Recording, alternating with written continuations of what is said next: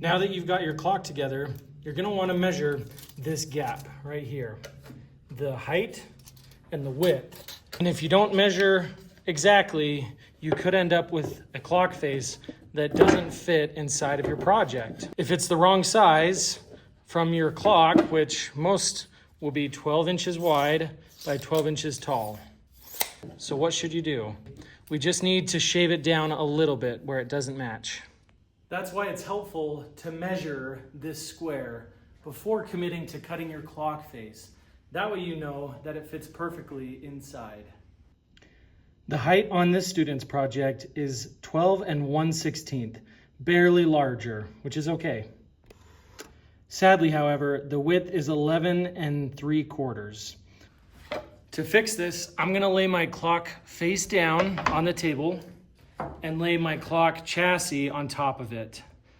So the height actually works pretty good. It's just the width we need to change a little.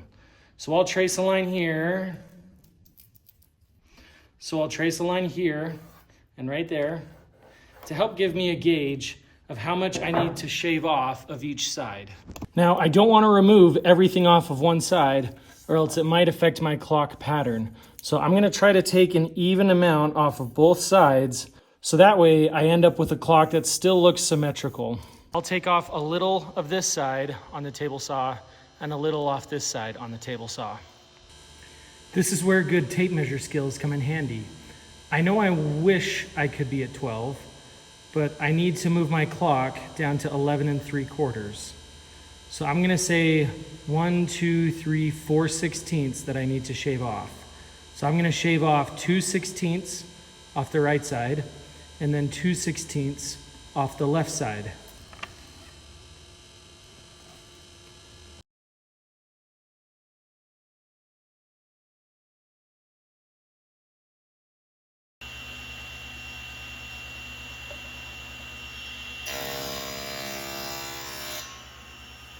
So now, with my clock face down, I should be able to lay this on and it should snap right into place. Nice. Once your clock face fits inside of your chassis, you know you're ready to cut the biscuits. The biscuit joiner is a tool that uses a round blade to make oval shaped cuts like this. We put the biscuit in with some glue and then we line them up together. See how this screw still sticks out of the surface? Use this countersink and make it bigger. You want to make sure you get to at least the tallest part of the cone. Here's a little before and after so you can see what I mean, that the screw is sunken below the surface of the wood. We're trying to get a slot here on our shelf, a slot here on our clock, a slot here on our clock, and one more on our shelf. Most of you will have this line already marked out, so that's pretty easy to draw. Same with your 12, that should mark your halfway point right there. If your shelves are 12 3/4 long, you should be able to mark the center at 6 3/8. If your board is shorter and it's harder to find the exact measurement, I usually like doing an easier one, like 6 inches on this side. Then I can take my tape measure to this side and also measure 6 inches again. Then I can just eyeball halfway between those two, which is about here. So I'm gonna transfer that center line to the other side. The direction you put it is very important because we wanna put our slice here. If we put it there, it's gonna be very obvious when your clock hangs up. It's gonna have a big scratch like this. So use the vise, pull it out, set it in, then go righty-tighty.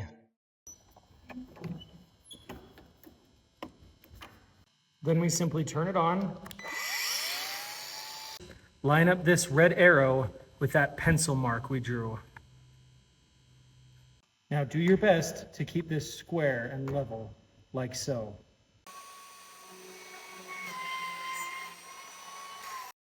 Which leaves us with this. Let's repeat the same process. So loosen your piece, put in your new one, righty-tighty, line up your biscuit joiner in the middle, and push it forward.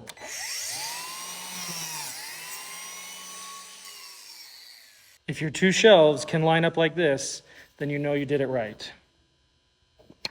What would happen to my lovely clock face if I put it in the vise and then use the biscuit joiner here? It would leave a huge hole right in the front. So instead, I'll put this against the table flat and use quick grips to hold it in place. As long as your front is hanging off the edge, you're good. If your piece doesn't end up over the edge of the table, there is a good chance it's not going to cut at the right height. So be sure when you clamp it down, it's still hanging out over the edge of the table, like so. Same idea, we're going to use this line we drew from our 6 o'clock marker to put a biscuit in the middle.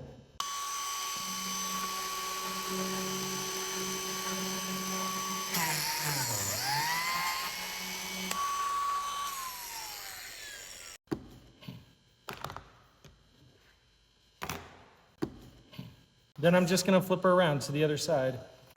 Make sure it's hanging off the edge. And then cut this biscuit right there.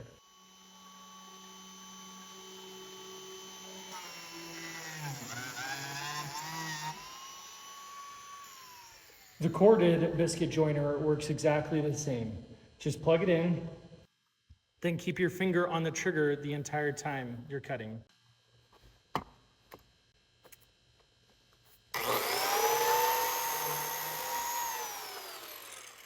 You've got a shelf, a biscuit, a clock face, a biscuit, and another shelf.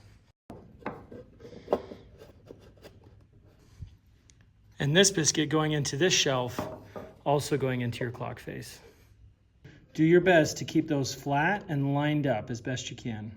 Now, in case you forgot to drill this hole, which will fit this clock mechanism coming in from the back, be sure to ask for the 5/16 drill bit to make that hole the right size.